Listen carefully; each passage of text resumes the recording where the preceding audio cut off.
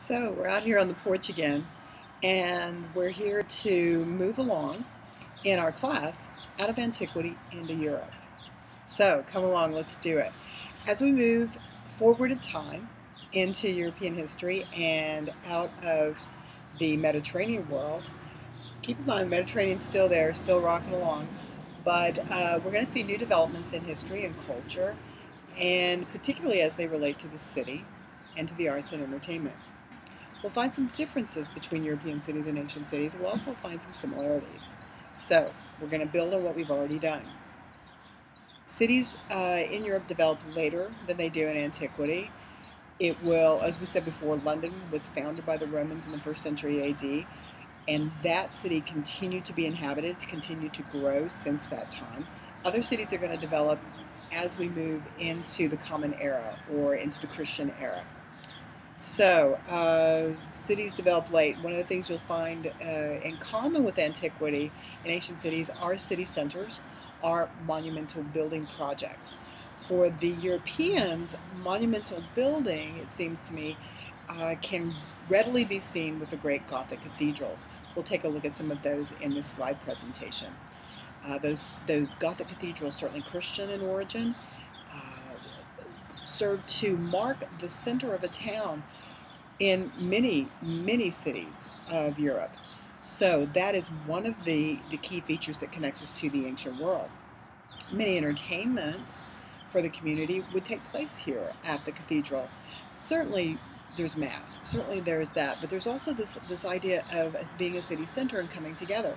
We'll find music at the cathedral for the public, we'll find dancing. Sometimes at the cathedral we will find theatricals, if you will. These tended to be the early passion plays of Europe, discussing the early life and times of Christ. They also will be morality plays encouraging good Christian behavior, good Christian piety. So we'll see different kinds of entertainment, maybe just for a specific purpose, right? For a specific connection. But that is one of the things we're looking at in this class, is how public art and entertainment can sort of help to create identity.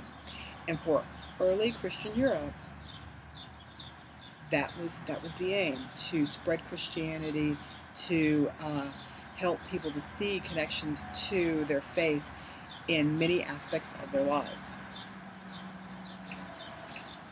We'll also see, flipping around a bit, the connection to antiquity to some of the things that are cruel in nature. If you've already started reading your Greenblatt on Shakespeare, he'll talk to you about some of the more cruel sport entertainments that were available in Europe, in the city. Things like bear baiting, dog fighting, cockfighting. So there were some of the more base, cruel sports. Also, under that heading of cruel public exhibitions would be the public executions that Europe is very famous for. Also, Rome for sure, right? So that's another connection to the ancient world. But this idea of executing in a public fashion, torturing in a public and cruel fashion, was also part of the worldview, part of what one would see in a city in the Middle Ages in Europe. Other kinds of things, sport that can get a little violent, sport that is certainly agonistic in the tradition of Greece and Rome. This idea that the Europeans would engage in sport that imitated warfare, for example. Just as in the Olympics you get lots of events that are training for warfare, in medieval Europe you get the joust. So you get this mock combat that was wildly popular in the Middle Ages. At one point it was banned, jousting was banned by the state. At another point it was embraced by the state. The same with football, if you can imagine. We'll have the origins of football. Soccer, some might call it, though I don't know that you can find a lot of connections between medieval football and soccer. Football was called football because one used one's foot to advance the game as opposed to one's hand or a mallet or a stick or something like that.